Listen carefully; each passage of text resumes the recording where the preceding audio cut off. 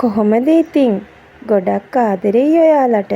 ඔන්න ආදරණීය අමායා දෙවන කොටස ඔබ වෙත ගෙනාවා. කතාව රස විඳින්නට මත්තෙන් නවෙල් by Big Eyes YouTube channel එක like කර subscribe කරන්න අමතක කරන්න එපා.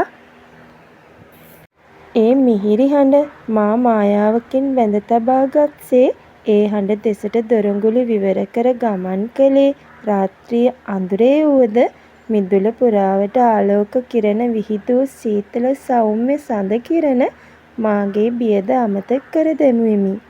ඔහු කවරෙකුද? මා මෙතරම් ඒ හඬට බැඳී ඇත්තේ මන්ද? සිතුවිලි ධාරාවක් ඔස්සේ ඒ හඬ ලං ලංව ඇසෙන තෙක් මා ගමන් කළෙමි. වලව්වේ වත්තේ කෙළවර බංකුව දෙසින් ඒ හඬ ඇසෙයි. මා වහවහා ගමන් කළෙමි. මෙතරම් මිහිරි බටනලා වාදනයක් මෙතෙක් කිසිදු දිනක මා අසා නැත. ඕ ඉබේටම මට කියවුණි. පුංචි මහත්තයා ඔහුද? අදහාගත නොහැකිය. සඳ කිරණින් කහ පැහැයට ආලෝකමත් වූ ඔහුගේ මුහුණද මද සුළඟට පැද්දෙන ඔහුගේ කැරලි කොණ්ඩයද බටනලාව ඔස්සේ දිවෙන අතැඟිලිද මා බලා සිටියේ ගුත්තිල කාව්‍යයේ වීණා නාදයට එකල වශීවකු ලෙසය.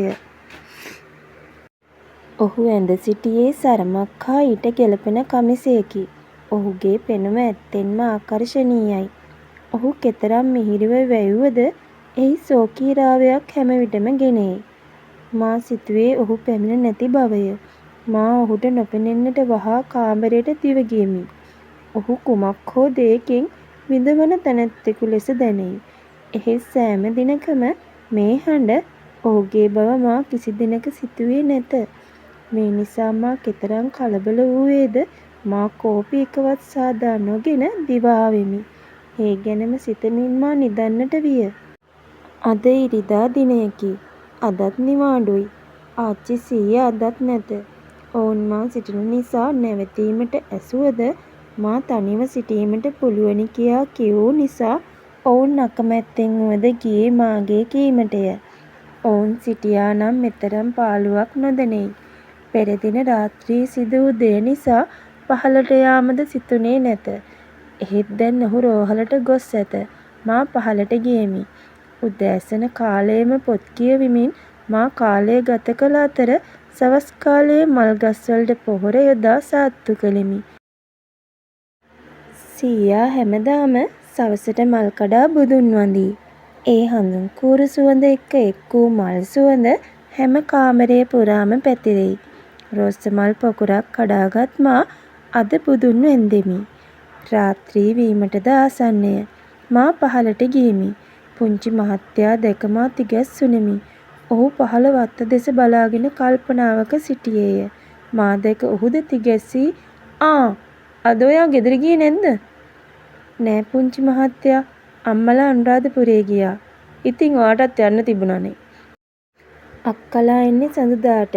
මට ඉස්කෝලේට යන්න බැරි වෙනවා. ඒ හින්දා ගියේ නෑ. මං තේ හදන්න යන්නේ. පුංචි මහත්තයාටත් තේ එකක් හදන්නම්." "ඔව් ඒක හොඳයි. මට තේ එකක් හදන්න. මං කාමරයට යනවා. හදලා ගෙනත් දෙන්න." කියමින් ඔහු ගියේය. ඔහු කතා කරත් ඔහුගේ මුහුණේ සිනහවක් පෙනුනේ නැත.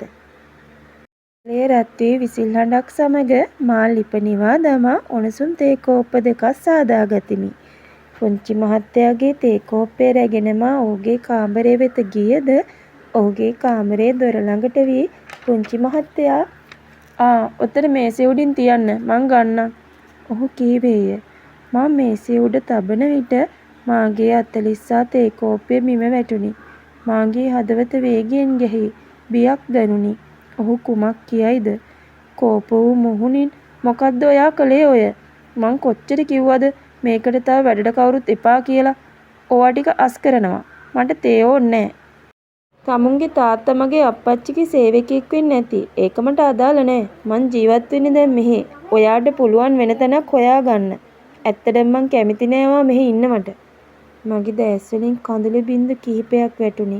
මම බිඳුණු වීදුරුවේ කෑලි අහුලා නැගිට හඬමින් පහළට දිව ආවාය. ඇත්තෙන්ම ඔහු එසේ කීවේ මන්ද? මා ලොකු වරදක් කළේ නැත. සමාව අයදීමට පෙර ඔහු බැන මා පහළට පලවා දැමුවාය. මා නැවත ගෙදර යන්නේ කෙසේද? පාසලේ නැවතී සිටීමද තැනක් නොමැත. මා පහළට ගියේ ආච්චී සියාට මේ දේ පවසා ගෙදර යනවාද සිතමිනි. නමුත් ඔහු මගේ පසුපසින් දිවාවේ "සොරි මට ටිකක් තරහ ගියා. එච්චර හිතන්න එපා" කියමිනි. මා කිසිවක් නොකියූ අතර ඔහු එසේ කියා මෝටර් රථයට නැගී පිට වී ගියේය. පසුදින පාසල් ගිය මා නැවත පැමිණ ආච්චිට පෙරදා සිදු වූ සියල්ලම කිව්වාය. ඇය නිශ්ශබ්දව අසා සිටි අතර කිසිවක් නොකියා කල්පනාවක සිටියේ ඉතා දුක්මුසු ස්වරූපයෙනි. "අනේ මගේ දුවේ, පුංචි මහත්තයා පුංචි කාලේ ඉඳලම තනියම හැදුන දරුවා. ඒ දරුවට අම්මත් නෑ, තාත්තා ළඟ හිටියෙත් නෑ. දුව ඕවා හිතන්න එපා. කොච්චර තරහ ගියත් ආයේ නිවෙනවා. පුංචි මහත්තයාට තාමත් අම්මා නැති අඩුව දැනෙනවා." මට පුංචි මහත්තයාගේ අම්මට මොකද වුනේ යැයි අසන්නට උවමනා වුණත් ආච්චියේ මගහරින බවක් දැනුනි. එම නිසා මම එය අසන්නට නොගියෙමි. අද අලුත් දිනයකි. අල්මාරියේ අත යවූ මට සාරි අතරින් රෝස පාට සාරිය නෙත ගැටුණි. මා එයට ඉතාම ඇලුම් කළෙමි. සමන් පිච්ච මල් සුවඳ රැඳුණු සුවඳ විලවුන් එකද මිහිරි සුවඳක් ගෙන දුන්නෙමි. මා වෙනදා මෙන්ම ගුරු පාර දිගේ ඇවිද ගියෙමි. ඒ එක්කම සුදු පැහැති මෝටර් රථයක් මා පසු කර ගියෙමි. ඒ පුංචි මහත්තයාගේ මෝටර් රථය බව හඳුනා ගන්නට මාහට හැකි වූයේ ඔහු එයින් බැස කිසිවෙකු හා කතා කරන දුටු විටය. ඔහු මා දෙස ඇස් කොනකින් බලා සිනාසුනේය. මා දැස් විසල් කොට ඔහු දෙස බැලුවද සිනාසීමටද අමතක විය. ඔහු සෙමින් මා දෙසට ආවේය. "සොරි" මා බිම බලාගෙන සිටියාය. "සොරි මට එදා ටිකක් තරහ ගියා. හවසට තේ හදද්දි මටත් ඒ එකක් මතක් කරලම අරන් එන්න" කියා ඔහු සිනාසී යන්නට ගියේය. මාහට සිතාගත නොහැකි විය. ඔහුගේ මේ වෙනස සම්පූර්ණයෙන්ම අද ඔහු වෙනස්ය. ඔහුගේ සිනහව ඔහුගේ මුහුණට තවත් ලස්සන එක් කරයි. නමුදු මාහට ඔහුව තේරුම් ගත නොහැක. "අමායා! අමායා!" මගේ නම කියන්නේ කවුරුන්ද?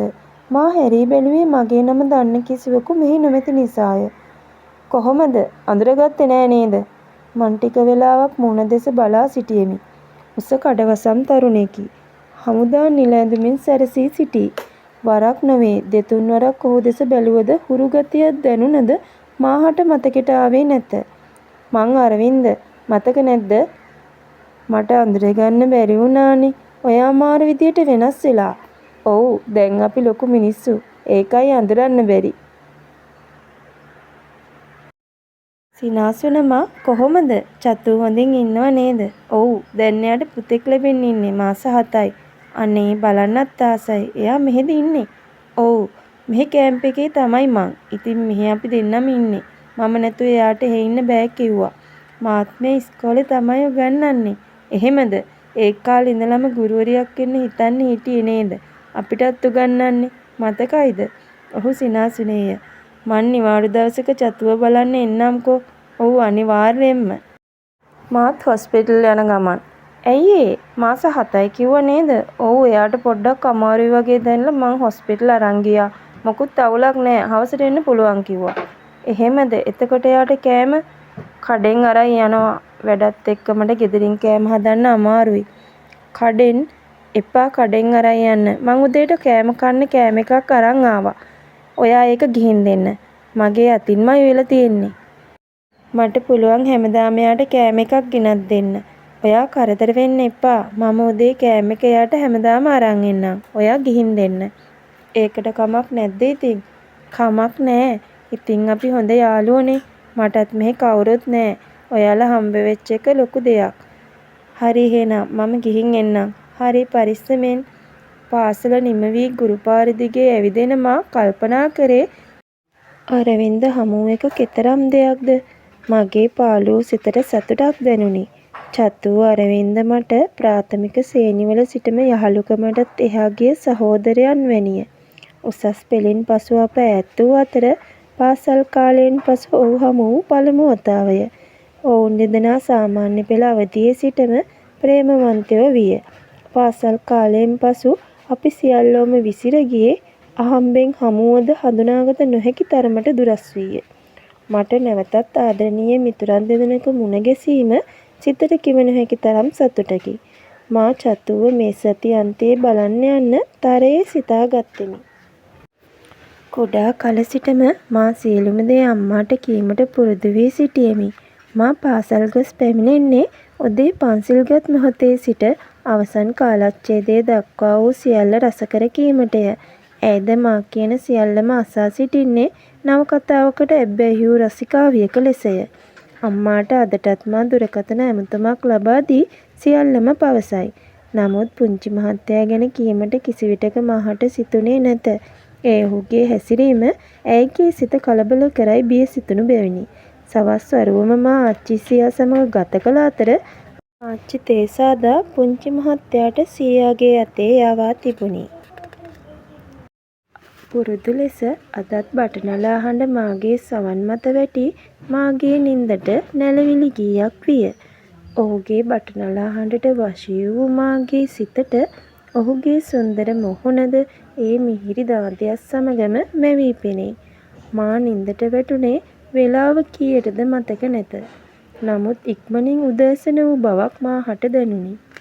මා උදෑසන නැගිට පහළට ගිය ආච්චිට උදව් කිරීමට සිතාගෙනය. තවමත් පාන්දර 5:30ට පමණ ඇත.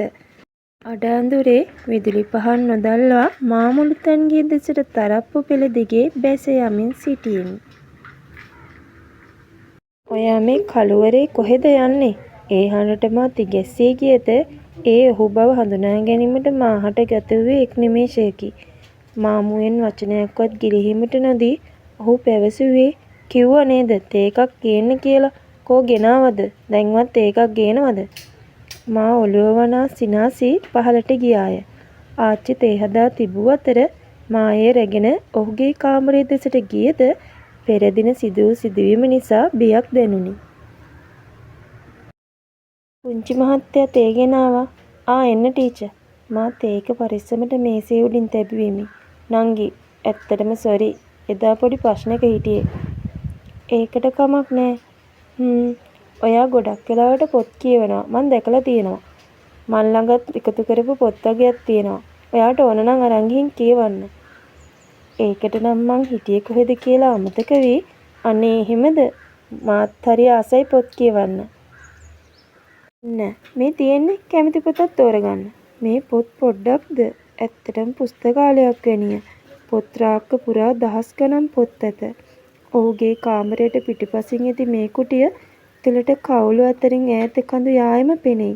පොත් රාක්ක අතර තබා තිබූ මේසේ උඩ මල් වලින් පිර වූ බඳුනකි. එහි සුවඳ කාමරේ පුරාවට පැතිරෙයි. එක පොතක වුවද දුහුවිල්ලක්වත් නැත. ඊටාම පියකරුය. ආච්චි සීයා මේ කාමරේ අස්කර දීමට පැමිණෙන්නේ නැත. ඔහු විසින් මෙම කාමරේ ඊටමත් පිරිසිදුව ලස්සනට තබාගෙන ඇත. ඔහු මා පසුපසින් පැමිණ ඇයි තෝරගන්නේ නැද්ද? මා ඔහු දෙස බැලුවෙමි. ඒ ඇස් කතා කරනු ඇත. මා අතට අසූ පොතක් ගත්ෙමි. ආදරණීය වස්සානය. මා කිහිපවරක්ම කියවූ පොතකි. එහි වචනයක් පාසා මාහට මතකය. නැවත කියවීමට මා ඉතා ආසා කළ පොතකි. ඔහු පොත දෙස බලා සිනාසුනෙමි. ඔයා කැමති වෙලාවක වෙත් පොත් ගන්න. මං නැති වුණත් කාමරේ ලොක් කරලා යන්නේ.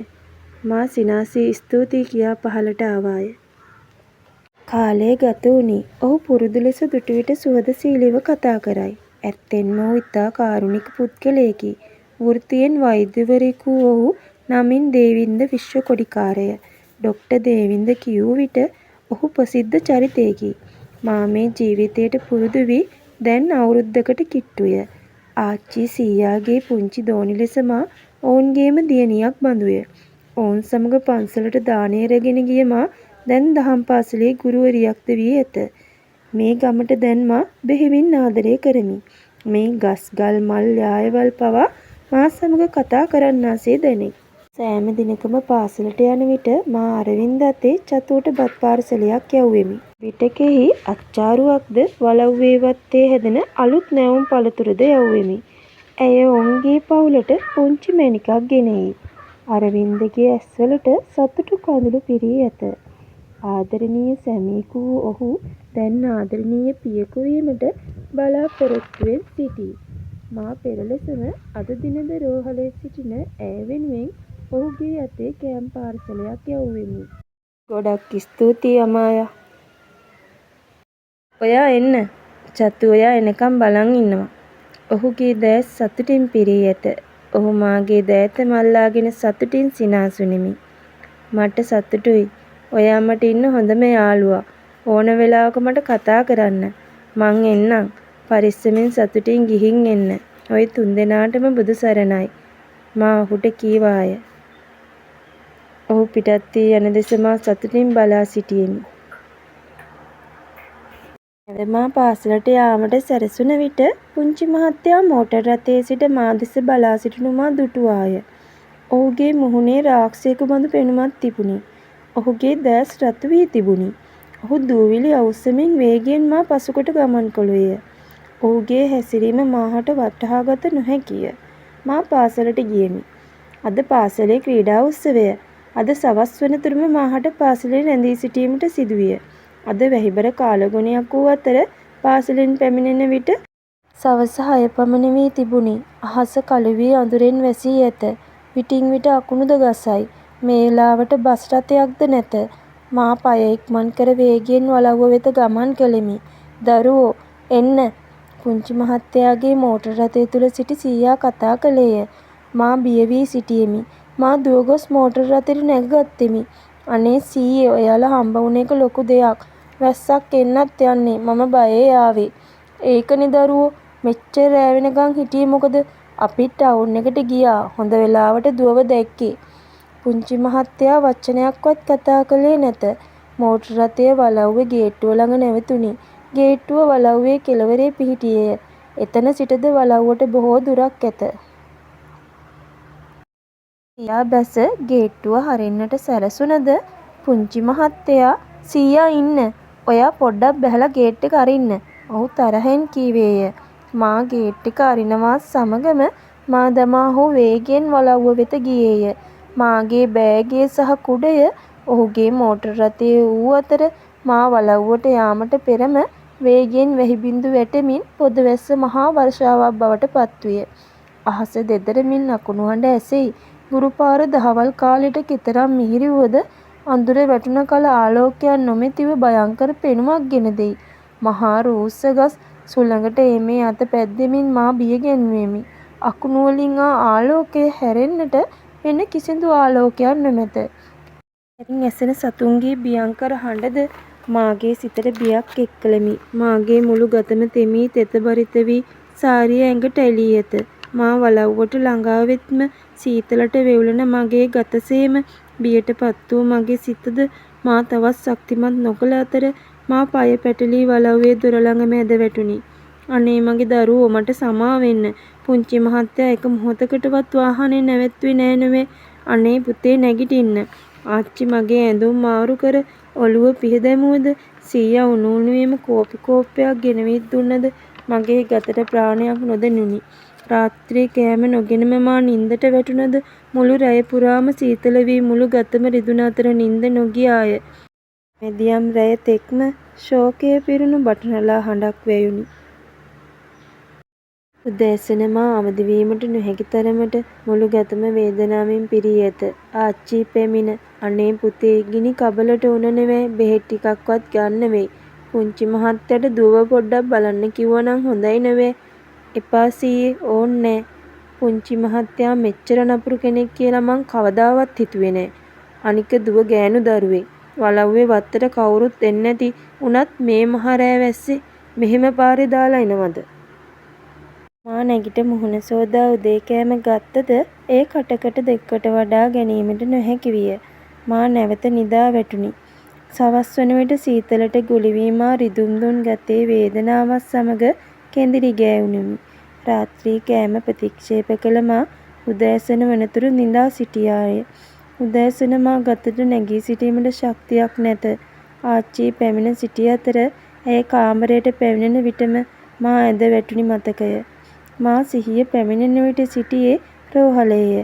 ආච්චි පැමිණි අවස්ථාව පමණක් මතකය. සිහින් සිරුරක් ඇති හෙදියක මා වෙත පැමිණ මිස් දැන් කොහොමද? මා සිනාසීමට උත්සාහ කළෙමි. ඇය මගේ උණ බලා සේලයින් බෝතලයද මාරු කර මා සෙලින් වාඩි විය. මිස් හරි වාසනාවන්තයි. අපේ ඩොක්ටර් වගේ කෙනෙක් හම්බෙන්න. මේ දවස් දෙකේ අපි දැක්කා එයා ඔයාට කොච්චර ආදරේද කියලා. මාහට කිසිවක් මතක නැත. මේ කවුරු ගැන කියන්නේද? කතා කිරීමට විඩාවක් ගෙනෙයි. මා ඒ නිසාය කියන සියල්ලම අසා සිනාසී සිටියෙමි. ඩොක්ටර් දේවින්ද දැන් එයි. මං යන්නම් මිස්. ඩොක්ටර් දේවින්ද? ඔව් ඇයි මිස්? නෑ කියා මා සිනාසුනිමි. මිස් දන්නවද? මිස්ට තද වුණ නිසා දින දෙකක් කෙඳිරි ගාමින් නඩසියෙන් වගේ හිටියේ. ඩොක්ටර් ඔයාව දාලා ගියේ නෑ. මිස් නිදි හැම වෙලාවකම ඔයා ළඟට වෙලා එයා හිටියා. මං දැක්කා ඒ ඇස්වල කඳුළු වලින් පිරලා තියෙනවා. එහෙත් ඔහු මේ හෙදිය කියන කිසි දෙයක් මාහට නොතේරුණෙමි. ඇය කාමරේ දොර වසාගෙන එළියට ගියාය. මාහට තාමත් ඇඟට ශක්තිමත් බවක් නොදැනේ. උණ ගතිය පහව ගොස් ඇත. එහෙත් මගේ දැස් තවමත් නිදිබරය. ටක් ටක් ටක්. දොරට කවුරුන් හෝ තට්ටු කෙලිමි. ඒ එක්කම දොර හැර පැමිණියේ ඔහුය. මාගේ සිතට බියක් දැනුනි. ඔහු විටක සිනාසී කතා කරන කාරුණික පුද්ගලයෙකි. විටක රාක්ෂයෙකු වැනි නපුරු පුද්ගලයෙකි. ඔහු මා වෙත පැමිණ මා අසලින් පුටුවක අසුන් ගත්තේය. ඔහුගේ මුහුණේ ආදරණීය බවක් තිබුණි. දැන් කොහොමද? ඔහු මාගේ නළලට අත තබා ඇසුවෙමි. දැන් ටීචර්ට හොඳයි නේද? මාගේ මුහුණ දෙස බලාගෙන සිනාසෙයි. මා ඒ බැල්ම මගහැර ගැනීමට බිම බලා ගතිමි. ඒ ඇස්වලට මා වශී වන්නෙමි. අමායා, අද ඔයාට යන්න පුළුවන් වෙයි. දැන් ඔයාට ඕන පොඩි විවේකයක්. දවස් දෙකක් ඇද්දි හොඳටම හොඳ වෙයි. මං ඔයාට දෙයක් කියන්නද? කියන්න. ඔයාගේ යාළුවා කවුද මේ අරවින්ද? ඔයාව හොයන් බලව්වට ආවා. එයාගේ වයිෆ්ට පුතෙක් ලැබිලා. ඔයා බලන්න ආවේ නැති නිසා එයා ඔයාව හොයන්න ඇවිත්. ඇත්තටම ඔයා ගොඩක් හොඳ ගෑනු ළමයෙක්. ඔයාලා හොඳ යාළුවෝ. ඉක්මනට හොඳ වෙන්න. මං පොරොන්දු වුණා ඔයාව එක්කන් එනවා කියලා. අරවින්ද ආවද? ඔව්. මට යන්න බැරි වුණා චතුව බලන්න. ඒක මගේ වැරැද්ද. සමා වෙන්න. මා කිසිවක් කීවේ නැත. ඔව්. ඇත්තටම ඔහු වැරදි. ඔහු එදා මා මග දමා නොගියේ නම් මා වැස්සට තෙමී අසනීප වන්නේ නැත. ඔහු දොර වසාගෙන ගියේය. සවස හෙදිය පැමිණ මාගේ ඇඳුම් ලෑස්ති කර ඔයාට යන්න පුළුවන් මිස්. ඩොක්ටර් කිව්වා එක්කන් එන්න කියලා. මා නැගිට ඇය සමග ගොස් මෝටර් රථයට නැගුවෙමි. ඇය අතවනා පරිස්සමින් ඉන්න කියා සිනාසුනාය. මා ඉදිරි අසුනේ හිඳගත්තේ පුංචි මහත්තයා ඉදිරි දොර ඇර තිබියදී හෙදිය ළඟ කිසිවක් කීමට නොහැකි නිසාය. මට ඔයාගේ ඩ්‍රයිවර් වෙන්න බෑ. ඒකයි ඉස්සරහින් දොර ඇරියේ. ඔහු නැවත වචනයක්වත් කතා කළේ නැත. මා වලව්වට පැමිණ මෝටර් රථයෙන් බැසීමට ඔහු දෙස බැලුවෙමි. ඔහු අහිංසක ලෙස සිනාසී වහින්න කියා නතර කළෙමි. සීයා ආච්චි පැමිණ මා පිළිගත්තේ බොහෝ කලකින් දුටු ලෙසය. දැන් කොහොමද මගේ දුවේ? අම්මට මම කිව්වේ නෑ කලබල වෙයි කියලා බයට. ඒකට කමක් නෑ ආච්චි. මට දැන් හොඳයි. ආච්චි මං වෙනුවෙන් රස කෑම වේලක් සාදා තිබුණි. කුසගින්නක් නොතිබුණද ඒ සුවඳට කෑම මේසේ වෙත මා ඇදී ගියෙමි. කෑම කන අතරතුර ආච්චි කියූ කතාවට කෑමත් මගේ උගුරේ සිරවුණි. දරුවෝ, පුංචි මහත්තයා දුව අසනීප වුණු දවස් ටිකේම කෑම කන්නවත් ආවේ නෑ. මං බැරිම තැන කිරි එකක් හරි හදලා දෙන්න හිතාගෙන කාමරයට ගියේ. අනේ ඇස්වල කඳුළු පුරවගෙන කල්පනා කරනවා. මාව දැකලා කඳුළු හංග ගන්න හැදුවත් ලොකු නෝනා ඉන්න කාලේ ඉඳලම මගේ උකුල හැදුන පොඩි කොල්ලා වෙච්ච කොට පුංචි මහත්තයට කඳුළු හංග ගන්න බැරි වුණා. මගේ ළඟට වෙලා ගොඩාක් දේවල් කිව්වා. පුංචි මහත්තයා දුව ආපු දවසේ ඉඳලම ඔයාගේ රූපෙන් එයාගේ අම්මව දැක්කලු. එයා ඔයා දිහා බලන් හිටියේ ගෙදරදී විතරක් නෙවෙයි. මගේ තොටේදීත් එයා ඔයාව පරිස්සම් කරලා. ඒත් අර දුවගේ යාළුවා අරවින්ද මහත්තයා දුව එක්ක කතා කරන එක ගැන දුකෙන් තමයි ඉඳලා තියෙන්නේ. එදා දුවගේ අතින් මේ මහත්තයා අල්ලනවා දැකලා පුංචි මහත්තයාට තරහා ගිහින්. ඒ තරහට තමයි එදා වැස්සේ මග දාලා ඇවිත් තියෙන්නේ. ඒත් එදා රෑ ඉඳලා පුංචි මහත්තයාත් කාලා බීලා නෑ. දුව ලෙඩ වුණ දවස් දෙකේම බලව්වට ආවෙත් නෑ. පුංචි මහත්තයා ඉස්පිරිතාලෙට තමයි වෙලා හිටියේ. අරවින්ද මහත්තයා ඇවිත් එයාගේ නෝනට පුතෙක් ලැබිලා කියලා කිව්වම පුංචි මහත්තයාට උන් හිටි තැන් අමතක වුණා. ඒ මහත්තයා කියලා නොවේ ඔය දැරිවි එයාගේ නෝනයි ඒ මහත්තයයි පුංචි සන්ධියේ ඉඳලම හොඳ යාළුවෝ කියලා. අනේ අපේ පුංචි මහත්තයා රුපියල් 50,000ක්ම දුන්නා පොඩි එකාට මොනවහරි අරන් දෙන්න කියලා. දුව හොඳ වෙලා ආවම එක්කන් එන්නත් පොරොන්දු වුණා මං හිතේ. අනේ අපේ පුංචි මහත්තයා හරි හොඳයි පුතේ. දුවට මොනවහරි කිව්වොත් ඒ තරහට නෙවෙයි. මං දැක්කනේ දවස් දෙක තුන හෙන කඳයා වගේ හිටියට හැමදේම හිත වද වෙනවා. දුවට අසනීපුනේ එයා හින්දා කී වද වුණා. මා කුමක් කියන්නද? වචනත් ගිලුනි. මා නිශ්ශබ්දව අසා සිටියා පමණි. ඒ දින දෙක තුනක් මා කාමරයට වී පොත් කියවමින් විවේක ගත්වෙමි. අද සිකුරාදා දිනයකි. මා වත්ත කෙළවරේ බංකුව මත වී පොතක් කියවමින් සිටියාය. මාත් මෙතනින් වාඩි වෙන්නද? මා හිස ඔසවා බැලුවෙමි. ඔහුගේ මුහුණේ ආදරණීය සිනහවකි. මා හිස වනා හා කිව්වෙමි. මට ඔයත් එක්ක ටිකක් කතා කරන්න පුළුවන්ද? ඔව් පුළුවන් කියන්න පුංචි මහත්තයා. සවස් වී අහස රත්වන් පැහැයට හැරී තිබූ වලාකුළු අතරින් හිරු බැස යමින් තිබුණි. සීතල මුදු සුළඟක්ද පවතී. මා ඔහුගේ මුහුණ දෙස බැලුවෙමි. ඔහු මා වෙත ලං වී වාඩි වුනිමි. දැන් හොඳයිද ඔයාට? ඔව්. නිවාඩු දවසක් බලලා කියන්න. අරවින්දගේ පුතාව බලන්න ගියෙත් නෑනේ. ඔව් යන්න ඕන. පුංචි මහත්තයාට අද නිවාඩුයිද? නෑ ඒත් මං හිටියා. හිතට අවුල්. ඇයි? මං ඇහුවට කමක් නැද්ද? නෑ ඒකට කමක් නෑ. මට මගේ අම්මාව මතක් වුණා. එයාගේ අද උපන්දිනය. අම්මා නැති වෙලා දැන් වසර ගණනක් වෙනවා. ඒත් තවමත් මට ඇයව අමතක කරන්න බැරි වුණා. එයාව මතක් වුණාම ඒ දුක අමතක කරන්න මම බටනලාව වාදනය කරනවා. මගේ අම්මා පුංචි කාලේ මට බටනලාව වාදනය කරන්න ඉගැන්නුවා. එයත් සංගීත ගුරුවරියක්. දැන් මම එයාට ඇහෙන්න වාදනය කරනවා.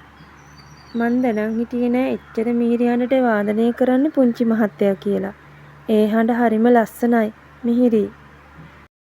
මට ඔයාව දැක්කම මගේ අම්මා මතක් වෙනවා.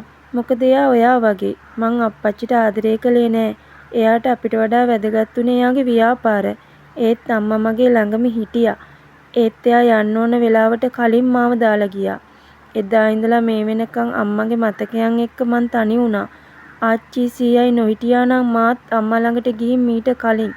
ඔහුගේ ඇස් රතු වී කඳුළු පිරී තිබුණි. මාහට ඔහු කෙරෙහි අනුකම්පාවක් දැනුනි. ඔයාගේ හිත හදන්න කරන්න දෙයක් තියෙනවද පුංචි මහත්තයා? නෑ. මම ඩොක්ටර් කෙනෙක් වුණේ හිත හදාගන්න. මගේ අම්මගේ හීනේ ඒක.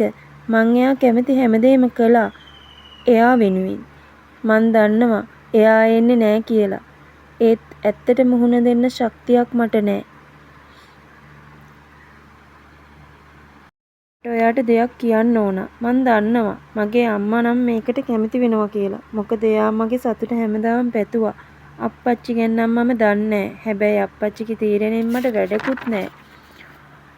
නංගි මට හිතෙනවා මගේ ජීවිතේට සතුට මාව හොයාගෙන ඇවිත් කියලා. මං කැමතියි අහිංසක ඇස්වලට. ඒ ඉවසීමට මං ගෞරව කරනවා. ඒ සරලකම මගේ අම්මා වගේ. කවුද දන්නවද? අනේ පුංචි මහත්තයලා මෙතන නෑ. රෑ බෝ වේගෙනත් එන හින්දා මං තේ හදලා බලාන උන්නා. ඇවිත් තේ බොන්න දුවේ. ආච්චිගේ මුහුණේ වෙනදාට වැඩිය ලොකු සතුටක් ඇත. ඇය සිනාසෙමින් යන්නට ගියාය. යමු පුංචි මහත්තයා රෑ වෙලා. ඒ කවුද කියලා පුංචි මහත්තයා මට ආය වෙලාවක කියන්නකෝ. හා. ඔව් යමු රෑ වෙලා. ඔහුගේ වදන් ගිලගත් ආසේ මට දැනුනි. මම ආච්චි සමග ගොස් තේ බී රාත්‍රියේ කෑම හැදුවෙමි. දුවට පුංචි මහත්තයා කිව්වේ නැද්ද අපි මේ පොයට දළදා මාලිගාව අඳින්න යන්න ඉන්නේ කියලා? නෑනේ ආච්චි. කවුද යන්නේ? පුංචි මහත්තයා දවල් ඇහුවා යමුද කියලා. දුවවත් ලෑස්ති කරගන්න කිව්වේ. අනේ මං හරි ආසයි. මං ඇවිල්ලා යන්න කියලා කොහොමත් හිටියේ. ඒත් වෙලාවක් හම්බුනේ නෑනේ. තව දවස් 3යිනේ තියෙන්නේ. මෙහෙ ඉඳලා උදේම ගියොත් රෑ මධ්‍යහන වෙන්න කලින් එන්න පුළුවන්. අපි කෑම ටිකකුත් හදාගෙන යමු. මෙසේ දින ගත විය. අද පුරපසළොස්වක පොහෝ දිනයකි. සුද පැහැති දිග ගවුමකින් හැඩ වූ මා දිගට කොණ්ඩ කරලක් ගෙතුවාය. ආච්චි සීයද පාන්දරම ලෑස්ති වී ඇත. බලන්න දුවේ අපි කීයේ ඉඳලාද මේ ලෑස්ති වෙලා ඉන්නේ? කොමේ රණසිංහ මහත්තයාගේ නෝනයි දුවයි. එනවා කිව්වා තාම නෑනේ. පුංචි මහත්තයා නම් කැමතිත් නෑ. ලොකු මහත්තයාගේ කීමට එක්කන් යන්නේ. ඒ නෝනගේ දෝනියෙන්ද මහත් ඒ උඩච්චියක්. මට නම් පේන්න බෑ. මා ඔවුන්ව හඳුනන්නේ නැත. මා කිසිවක් නොකිව්වෙමි. උදේ පාන්දර 5ට ළඟය. පුංචි මහත්තයා වාහනයට ගොඩ වූ අතර ඩ්‍රයිවර් මහත්තයා වාහනයට පණ පෙව්වේ හා අපි යමු හෙනම් කියමිනි. ඒ එක්කම රතු පැහැති මෝටර් රථයක් වලව්ව මිදුලේ නැවතුණේය. ආච්චි කිවූ කතාව ඇත්ත කියා වටහා ගත්තේ මා එවිටය. දුව වගේම අම්මාද විවාහ මංගල්‍ය උත්සවයකට යන්නාසේ සැරසී ඇත. ඔවුන් රථයට ගොඩ වී අපි පරක්කුද දේවින්ද? දන්නවනේ අපේ ෂයිනි බබා ලෑස්ති වෙන්න ගියාම.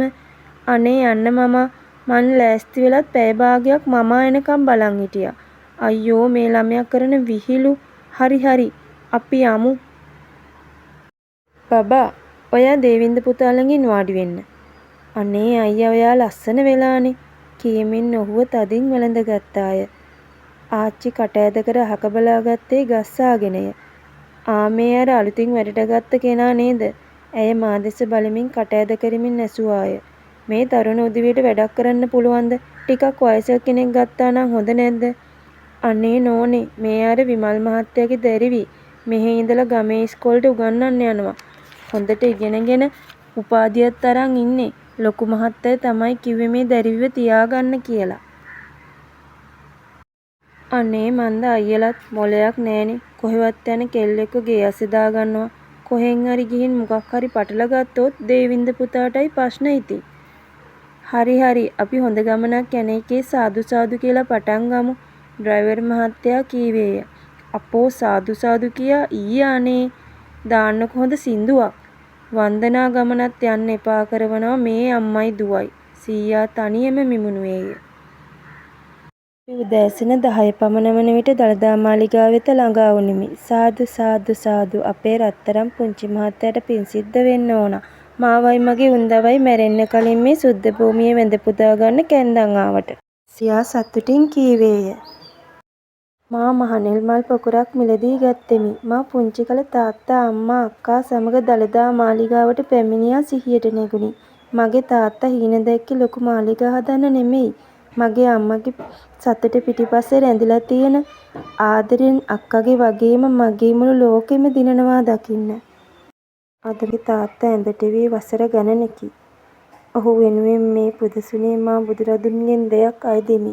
මාහට නැවත මේ පුදබිමට මාගේ තාත්තා සුව වී රැගෙන ඒමට මාහට වරම් ලැබේවා. ඔහු සුව වීමෙන් මගේ අම්මා ළඟ සැඟවී අතුරු දන්නූ සිනහව නැවත මගේ පවුල තුලින් දකින්නට වරම් ලැබේවා. නෙළුම් මල් පොකුර දෝතින්ම ගෙන ආච්චි සීයා සමගම මා විහාරයට ඇතුළු විය. ශ්‍රී දළදා වහන්සේ ළඟ දොහොත් මුදුන් දී දන ගසා මා වන්දනා කළ මාගේ එකම ප්‍රාර්ථනය පැතුවාය. දැස්හැර බලන කල මා ඉදිරියේ පුංචි මහත්තයා සිනාසී බලා සිටී. ආච්චි සීයා පෙනෙන්නට නැත. මා වෙත පැමිණ තවත් මහනෙල් මල් පොකුරක් මාගේ දෑතින්ම අල්ලාගෙන ඔහු පූජා කළේය. නැවත ඔහු මගේ අත නොහැරියේය. මැණික මේ පුදබිමේ මේ බුදු මැදුරේ බුදුරදුන් හමුවේම ඔයාට පොරොන්දුවක් වෙනවා. මං ඔයාට ගොඩක් ආදරෙයි. ඉතින් මගේ මැණික මං ඔයාව ඔයාගේ තාත්තා ආරක්ෂා කරපු තරමටම රැකගන්න පොරොන්දු වෙනවා. ඔයා මට ආදරය කරනව නේද? ඔහුගේ දෙනෙත් ආදරයෙන් පිරී තිබුණි. ඇත්තෙන්ම මාද නොදැනුවත්වම ඔහුට ප්‍රේම කළෙමි. ඒ ආදරය විය යුතුය. වෙන කිසිදු පිරිමියෙකු කෙරෙහි මා සිත මෙතරම් ලංව නොමැත. මේ බැඳීම ආදරය විය යුතුය. මගේ මුව ගොළු වී ඇත. මාහට කතා කිරීමට වචන නොආවේය. ඔහු හුස්ම තරමට මා වෙත ලං විය. ඔහු මගේ නළල ආදරයෙන් සිප ගත්තේය. මගේ කම්මුල් රත් පැහැයට හැරුණි. ඔහුගේ දෙයස් ආදරයෙන් පිරී තිබුණි. ආදරෙයිද මගේ මැණික? මා සිනාසී හිස වැනිය. එහෙම බෑ කියන්න. ආදරෙයි මහ ගොඩක් මහත්තයෝ. ඔහු සිනාසුනේය. මා ආච්චි සීයා සිටිනු දෙසට දිව ගියාය. මගේ දුවේ කවදාවත් උඹට වරදින්නේ නෑ. පුංචි මහත්තයා දුවව හැමදාම සතුටින් තියයි. මං හැමදේම දන්නවා. අද ඉඳලා පුංචි මහත්තයාගේ ජීවිතේ සතුටින් පිරෙයි. ඇය මගේ ඔළුව අත ගා සිනාසුනිමි. ආදරණීය අමායා දේවින්ද සමග ආදරයෙන් බැඳුනද ඔවුනට ආදරයෙන් එක්වන්න වරම් ලැබේවිද? අපි තුන්වන කොටස සමග රැඳී ඒ කතාවේ ඉතුරු කොටස රසවින්දනය කරමු. රැඳී සිටින්න තුන්වන කොටස බලාපොරොත්තුවෙන්. ඉතින් අමතක නොකර YouTube channel එක like කර subscribe කරන්න.